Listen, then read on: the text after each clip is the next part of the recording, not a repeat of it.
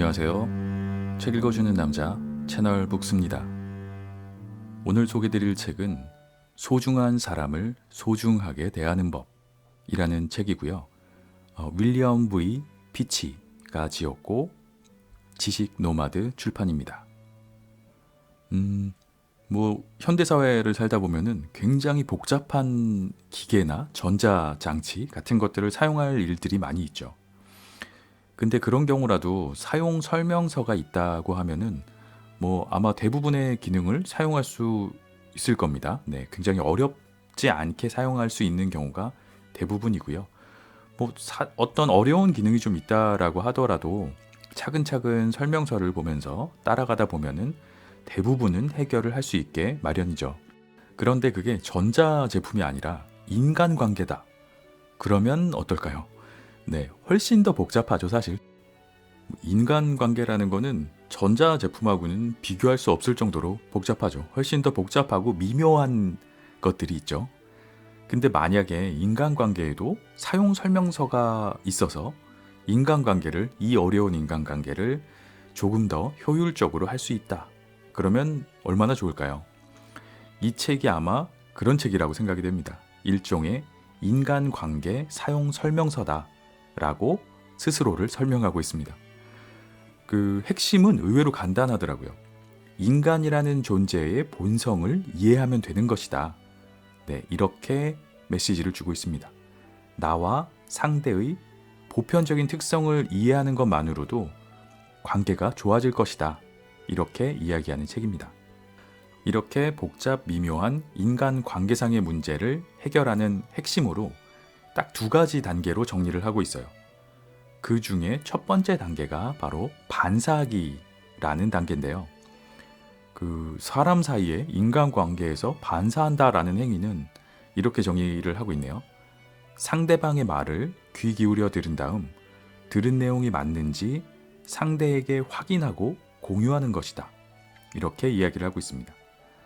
우리가 자주 쓰는 말 중에 그러니까 당신 말은 이렇게 쓰는 말이 있죠. 그러니까 이런 얘기시군요. 라고 하는 표현이 아마 대표적인 반사하기의 단계를 표현하는 표현이 아닌가 싶습니다. 이 책에서 정의하고 있는 정의를 그대로 좀 이야기를 해보자면 상대방에게 나는 당신이 하는 말을 집중해서 듣고 있음을 알려주는 행위가 바로 반사하기다. 이렇게 이야기를 하고 있습니다. 상대방에게 내가 당신을 존중하면서 잘 듣고 있다. 이 사실을 전해주는 게 좋은 인간관계의 첫걸음이다. 이렇게 이야기를 하고 있습니다. 근데 이거는 주의해야 될 부분이 그냥 상대방의 말을 앵무새처럼 따라하는 것하고는 차이가 있는 행위이죠.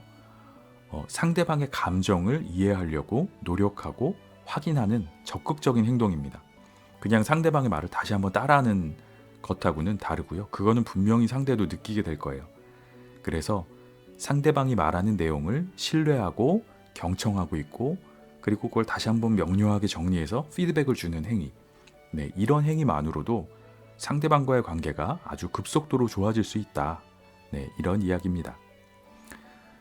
사실 어떻게 보면 인간관계라는 것이 참 어렵기도 하지만 또 어렵지 않은 것일 수도 있는 거죠. 이렇게 보면.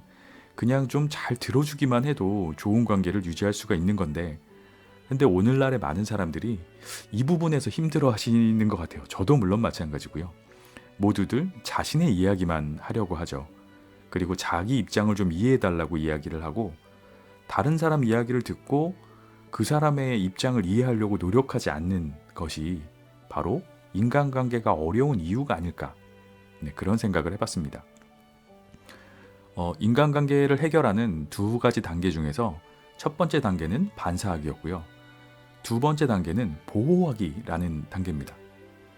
반사하기가 상대방 중심의 단계라면은 보호하기는 나를 중심으로 하는 단계입니다. 인간관계라는 것이 당연히 그렇죠. 나랑 상대방 사이의 일이기 때문에 어떻게 보면은 당연한 수준일지도 모르겠지만 보통 사람들은 어떤 관계를 맺을 때 상대방이 무엇을 원하는지 여기에만 집중하고 내가 무엇을 원하고 느끼는지는 잘 생각하지 않습니다. 이렇게 상대방에게만 집중하다 보면 내 안에 불만이 점점 쌓여가고 결국 나 자신도 상대방도 모두 힘들어지는 그런 상황이 오게 되죠.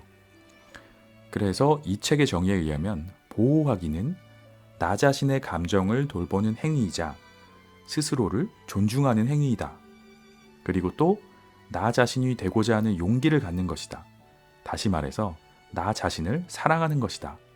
네, 이렇게 표현을 하고 있습니다.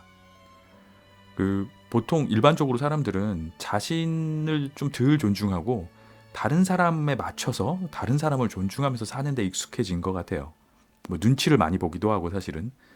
네, 진정한 의미의 사랑은 한데 모든 사람의 자아를 다 존중하는 것이죠. 한마디로 말하면 자기 자신을 사랑하듯이 타인을 사랑하는 게 진정한 사랑이고 존중이다. 근데 이런 얘기를 이 책에서 하고 있는데 이 말이 성경에도 똑같이 나와요. 같은 맥락으로 너의 이웃을 너의 몸과 같이 사랑하라. 이런 구절이 아주 유명한 구절이 있는데 사실 자기 자신을 사랑하지 않고는 자기 자신을 사랑하지도 않고 존중하지도 않는 사람은 다른 사람을 사랑하고 존중하기는 사실은 더 쉽지 않은 일이니까 당연한 일이라고 생각이 됩니다. 자신을 보호하기 위해서 여기서 어떤 재미있는 개념이 하나 나오는데 아야선이라는 것이 나와요. 아야는 감탄사입니다. 아플 때 아야 하는. 그래서 누구한테나 자신의 어떤 영역이 있다 그래요. 보이지 않는 선이 있는 거죠. 근데 어떤 종목이냐, 어떤 주제냐에 따라서 그 선의 크기가, 그 영역의 크기가 사람마다 다 다르겠죠. 근데 만약에 다른 사람이 그 선을 넘어서 들어왔을 때는 나한테 계속 고통이 되는 그런 영역이에요. 그래서 아야선이다 라고 부른다고 합니다. 신체적으로 표현하자면은 발을 밟히는 것 같은 정도죠. 발을 밟히면 아프잖아요. 근데 옆에를 밟는다고 해서 제가 아프진 않으니까. 근데 그런 영역이 있는 건데 똑같은 행동이라고 하더라도 이 영역이 다 사람마다 다르기 때문에 어떤 사람한테는 굉장히 불쾌하고 고통스러운 일이 될 수도 있고, 근데 똑같은 행동이지만 다른 어떤 누군가에게는 아무렇지도 않은 일일 수도 있는 그런 선이 이 아야선이라고 합니다. 이 영역은 자신만 아는 거죠. 내가 설정한 선이기 때문에. 그래서 상대방은 몰라요. 이 선을 넘어 들어오고 있는 건지 아닌지. 그래서 상대방이 이 선을 넘어 들어오면 내가 나를 보호하기 위해서 정중하지만 단호하게 선 밖으로 나가달라. 이렇게 요청을 하고 자신을 보호해야 한다. 네, 이렇게 이야기를 하고 있습니다. 아야선이라는 개념인데 저는 흥미롭게 봤습니다. 이 책은 말씀드린 것처럼 인간관계에 관한 책이고요. 인간관계에 있어서 중요한 거는 사실, 팩트가 아니라 나와 상대방 두 사람이 그 사실 자체를 어떻게 느끼는가, 그게 중요한 거고 그것을 이해하는 것이 인간관계에서 중요한 것이다. 이런 것이 이 책의 메시지고요.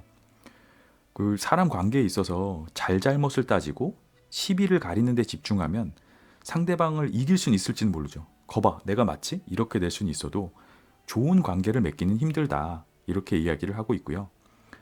사람 사이의 관계는 팩트를 체크하는 것이 아니라 어떠한 사실에 대해서 서로 어떻게 느끼는지를 이해하려는 그런 마음이다.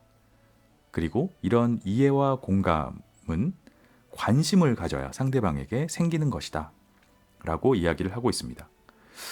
본문의 구절을 인용을 해보자면 효과적인 듣기란 내가 상대방의 생각을 귀 기울여 듣고 있다는 것을 보여주는 것이다. 그리고 이는 곧 사랑의 태도다. 사랑은 다름 아니라 관심을 기울이는 것이다.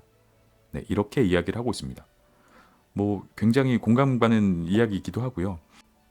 네, 여기서 굉장히 저는 공감 가는 이야기가 또 하나 나오는데 이성적인 면이 강한 사람들 있잖아요. 이런 이성적인 면이 강한 사람들의 인간관계에 대한 이야기였습니다. 논리적으로 원인과 결과를 따지는 사람들의 경우에는 인간관계에 있어서도 정확한 정보를 전달하는 게 최선이다. 이렇게 생각을 많이 한다고 해요.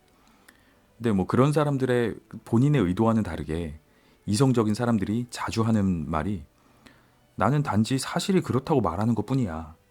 이런 말을 많이 하죠.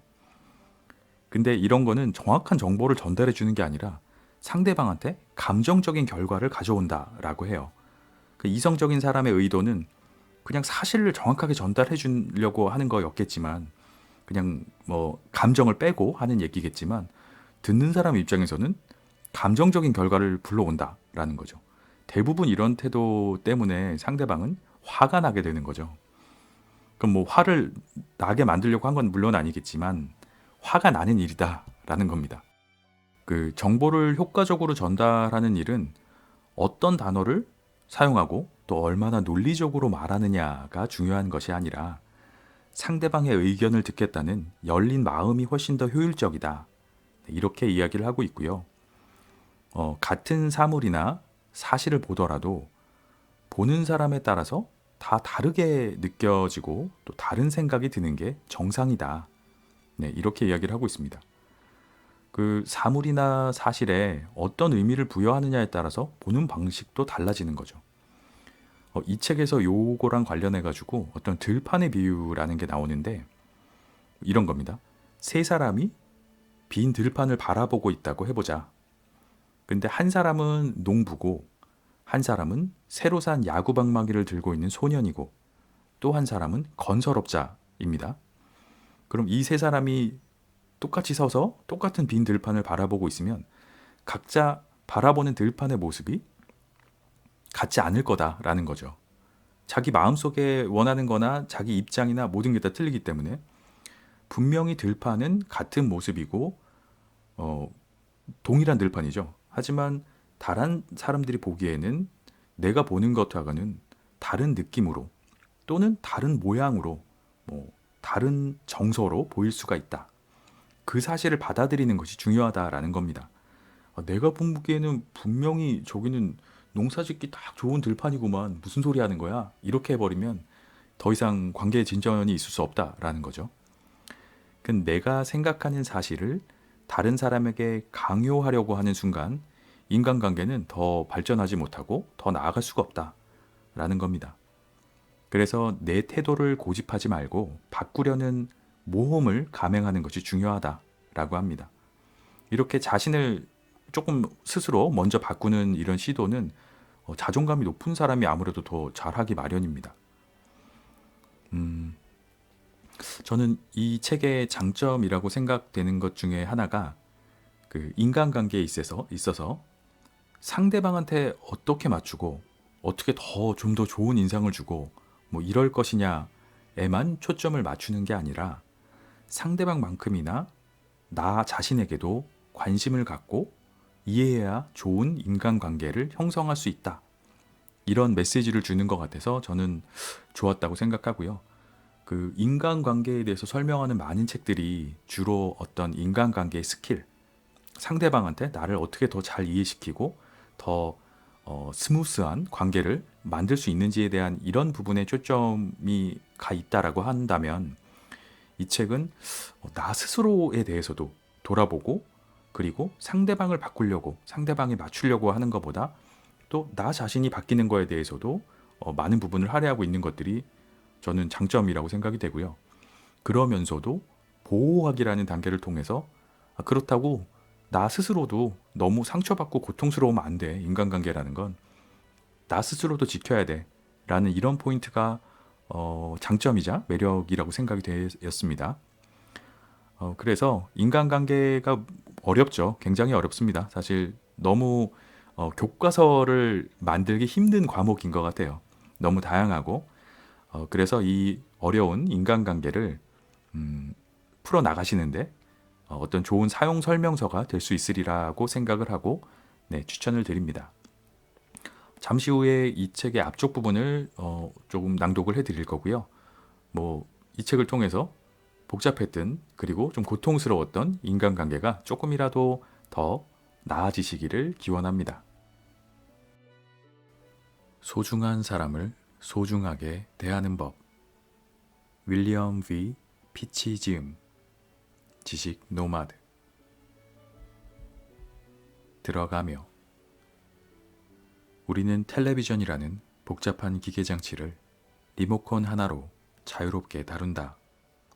이따금 고장 문제로 서비스 센터를 찾기도 하지만 많은 경우 사용 설명서에 적힌 대로 하면 쉽게 해결된다. 인간관계도 어떤 면에서 텔레비전과 비슷하다. 우리는 인간이라는 존재를 온전히 이해하지 못하지만 자연스럽게 다른 사람과 관계를 맺고 친밀감을 나눈다. 때로는 전문가의 개입이 필요한 심각한 문제가 생기기도 한다. 사용 설명서가 없다는 점이 다르다면 다른 점이다. 만약 텔레비전과 마찬가지로 인간관계에도 사용 설명서가 있다면 웬만한 문제는 우리 스스로 풀 수 있지 않을까? 이 책은 일종의 인간관계 설명서다. 핵심은 간단하다. 인간이라는 존재의 본성을 이해하라는 것이다. 나와 상대의 보편적 특성을 이해하는 것만으로도 관계는 좋아진다. 이 사실을 기억하고 여기서 안내하는 단계를 차례로 밟아 나가길 당부한다. 자, 이제 출발해보자. 세상 일에는 단계가 있기 마련이다. 기본 원리라고 해도 좋다. 마구잡이로 들이밀어서는 힘만 든다. 퍼즐 맞추기를 생각해보자. 수백 개의 퍼즐 조각이 한데 뒤섞여 있는 상황에서 어디서부터 손을 대야 할까? 퍼즐 애호가들은 퍼즐 맞추기를 시작하는 기본적인 단계로 다음 두 가지를 꼽는다. 첫 번째 단계, 색상 계열에 따라 퍼즐 조각을 분류한다. 두 번째 단계, 분류된 퍼즐 조각 중에서 그림의 테두리 부분의 조각을 찾아 우선 전체 틀을 맞춘다. 퍼즐 맞추기의 시작을 반드시 이렇게 할 필요는 없다. 목표에 도달하는 길은 여러 개다.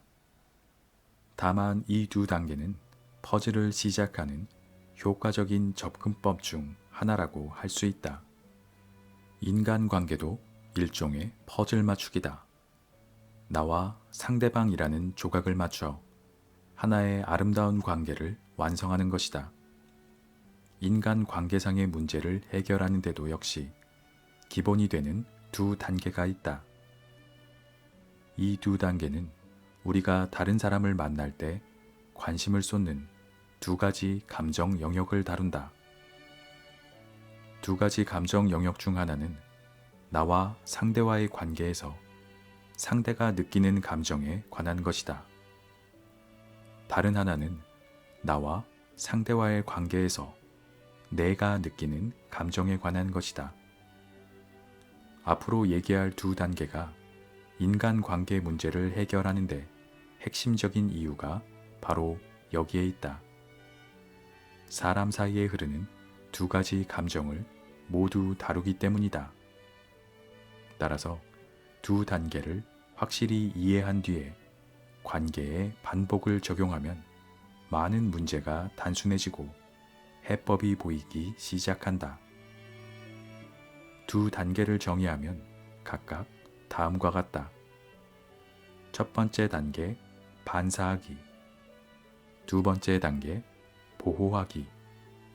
반사하기는 상대방의 감정과 관련해 내가 행하는 어떤 것이다. 보호하기는 나의 감정과 관련해 내가 행하는 어떤 것이다. 먼저 반사라는 단어의 의미를 살펴보자. 우리는 흔히 거울이 빛을 반사한다고 말한다. 이때 반사는 저 멀리서 와 닿는 빛을 거울이 반대쪽으로 돌려보내는 것을 의미한다. 인간관계에서 말하는 반사 또한 거울의 반사와 비슷하다. 인간관계에서 반사한다는 행위는 상대의 말을 귀 기울여 들은 다음 들은 내용이 맞는지 상대에게 확인하고 공유하는 것을 말한다.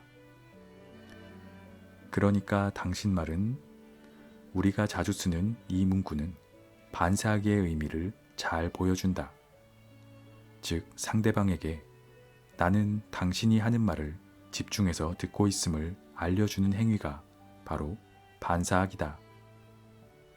반사하기의 행위가 세심하게 이루어지면 보통 아주 단기간에 관계가 달라진다. 하지만 반사의 기술은 경험을 통해 습득되며 훈련을 통해 숙련된다. 이에 대한 자세한 얘기는 뒤에서 차근차근 이어진다. 이제 두 번째 단계인 보호하기를 살펴보자. 사람들은 관계를 개선하고 싶을 때 보통 상대방이 필요로 하는 것에 집중하곤 한다. 내가 무엇을 원하고 느끼는지에 대해서는 별 관심이 없다. 하지만 누군가와의 관계에서 오로지 상대방에게만 집중한다면 나의 내면에서 벌어지는 일에는 계속 침묵할 수밖에 없다. 이렇게 되면 점점 원망이 쌓이기 마련이고 결국 자신은 물론 상대방도 힘들어진다. 보호하기는 나 자신의 감정을 돌보는 행위이자 스스로를 존중하는 행위이다. 이는 존재하고자 하는 용기이기도 하다. 반사하기와 보호하기라는 두 가지 기본 단계에 관한 구체적인 활용법은 4장과 5장에서 확인할 수 있다.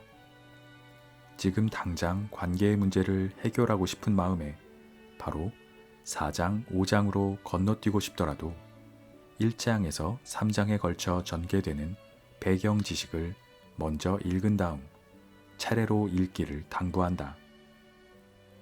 관계를 맺는 두 사람의 내면에서 무슨 일이 벌어지고 있는지, 두 사람 간 힘겨루기가 어떤 식으로 일어나는지를 이해하지 않고서는 반사하기와 보호하기 개념을 제대로 적용할 수 없다. 1장에서 3장까지 이어지는 배경 지식을 충분히 이해하길 바란다. 필자는 상담가, 심리치료사로 일하면서 말 그대로 수많은 시간을 사적인 관계와 공적인 관계에서 발생하는 다양한 문제를 연구해왔다. 이 책은 오랫동안 쌓아온 나의 경험과 생각, 연구 결과를 융합한 결과물이다.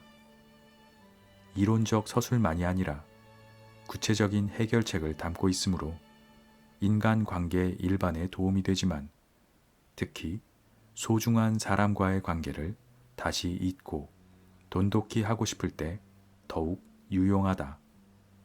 일부 두 사람 사이에 일어나는 일. 지금부터 두 사람 사이의 관계를 생각해보자.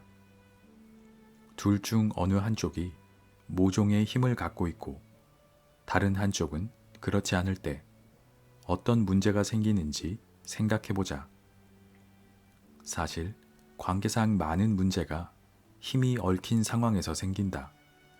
힘이 얽힌 상황에서는 서로의 감정이 충분히 이해받지 못하며 이는 대개 갈등으로 표출된다. 일반적으로 힘이 불균형한 관계에서는 누가 무슨 말을 하기도 전에 어떤 강한 감정이 먼저 자리한다. 타인을 만날 때 생기는 가장 단순한 감정부터 생각해보자.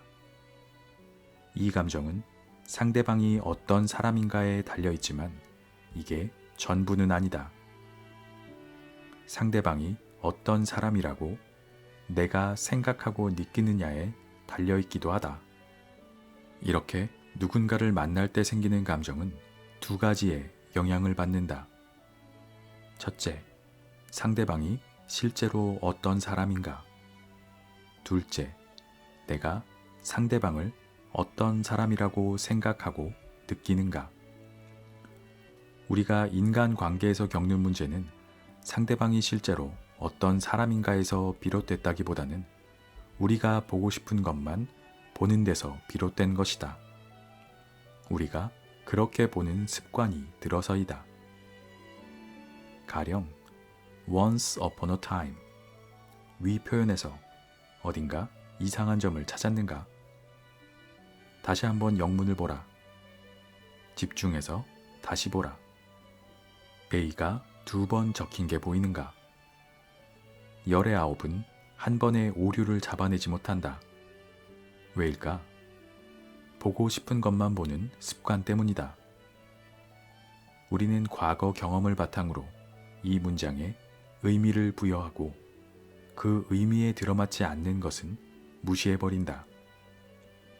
보고 싶은 것만 보는 습관은 인간관계에도 작용한다.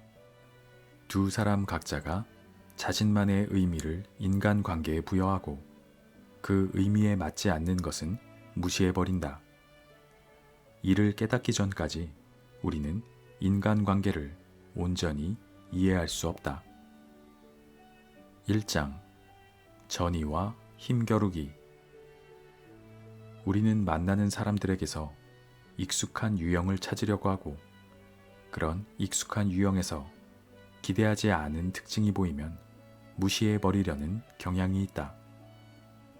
우리 자신이 이런 심리적 경향을 갖고 있다는 사실을 모르면 과거 만났던 사람에게 느꼈던 감정과 당시 그에게 보였던 반응을 지금 내 앞에 있는 사람에게 옮겨서 적용하면서도 이를 인지하지 못할 수 있다. 정신분석학과 심리학에서는 이런 현상을 가리켜 전의라고 부른다. 전의는 아주 사소한 일로도 일어날 수 있다. 가령 책상 앞에 앉아 있는 사람을 보고 열등감을 느끼거나 사실과 상관없이 그 사람을 지식인이라고 생각할 수 있다. 또 어떤 사람이 내가 평소 존경하던 사람을 떠올리게 하면 그 사람을 만날 때 다른 사람보다 더 관대하게 대할 수 있다. 또는 덩치가 크고 과묵한 사람을 만나면 사실과 상관없이 나에게 적대적인 사람이라고 느끼기도 한다. 인간의 마음은 컴퓨터와 유사하게 작동한다. 특정 입력지에 자동 반응하도록 설계된 컴퓨터처럼 우리 마음도 특정 자극이 들어오면 자동 반응하도록 되어 있다. 지금 내 앞에 있는 상대가 과거에 만났던 누군가를 떠올리게 하면 과거 그때의 감정과 태도를 무의식적으로 지금 상대에게 대입하는 현상, 즉 전이가 일어나는 것도 우리 마음에 내재된 이러한 자동 반응 메커니즘 때문이다. 우리는 특정 상황이 반복해서 일어나는 경우 매번 꼼꼼하게 다시 생각하는 과정을 건너뛰고 싶어 한다. 그래서 특정 상황에 대한 행동 반응을 자동화한다. 행동 반응의 자동화는 일상에서 흔하게 볼 수 있다. 다음에 몇 가지 예가 이를 보여준다. 자동차 운전하는 법을 처음 배웠을 때를 떠올려보자. 우리는 우선 차의 각 부분을 하나하나 따로 생각했다. 시동장치, 엑셀, 브레이크, 방향 지시 등 기타. 하지만 일단 각 장치의 기능이 마음에 프로그램화되자 교통 흐름, 도로 표지판, 날씨 등이 눈에 들어오기 시작했고 얼마 안 돼 보조석에 탄 동승자와 대화를 하거나 음악을 들으며 운전하는 일도 어렵지 않게 되었다. 이런 식으로 우리는 의식하지 못하는 사이 자동으로 운전을 할 수 있게 됐다. 글을 쓸 때도 마찬가지다. 우리는 자동적 내지 무의식적으로 글을 쓴다. 우리는 안녕, 건강을 쓰면서 글자 하나하나를 곰곰이 생각하지 않는다. 그저 말하고자 하는 내용을 생각할 뿐이다. 생각이 정리된 순간 글자는 종이 위에 나타난다. 그렇게 쓰다 보면 글은 자동적으로 완성된다. 글을 읽을 때도 어떤 일이 자동적으로 무의식적으로 일어난다.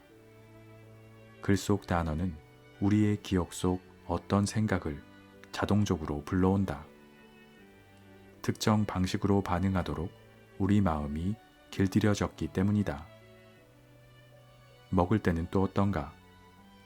먹을 때 우리가 집중하는 건 음식의 맛이지 이 음식을 어떻게 입으로 가져와 씹고 삼킬까가 아니다. 이렇게 우리는 다양한 방식으로 행동 반응을 프로그래머했고 더 편하게 살기 위해 습관을 개발했다.